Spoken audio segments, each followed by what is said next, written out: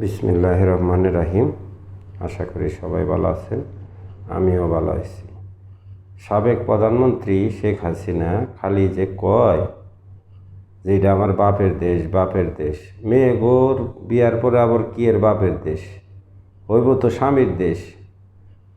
স্বামীর দেশ না কইয়া খালি বাপের দেশ, বাপের দেশ যে করে।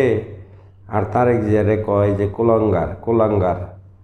তখন তো দেখা যায় যে হেরপোলা সজীব ওয়াজে জয় সেইটা কুলঙ্গার। কোনোদিন তো শুনি না পোলার মুখেও, কোনোদিন শুনি না শেখ হাসিনার মুখেও যে ওর বাপের নাম একজন আছে। তে কুলাঙ্গার তো তোরা।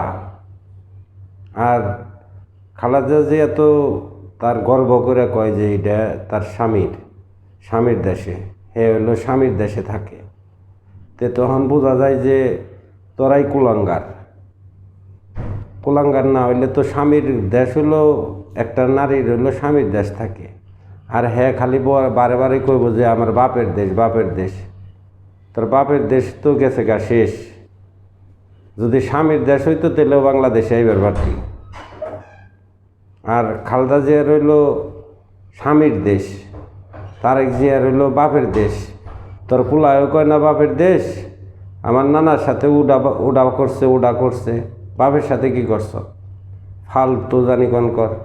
এখনও ভালো হয়ে যা, ভালো হইতে পয়সা লাগে না। বাপের নাম ভাঙ্গি আর খাওয়ান লাগবো না। এখন মানুষের কাছে সব প্রকাশ হয়ে গেছে।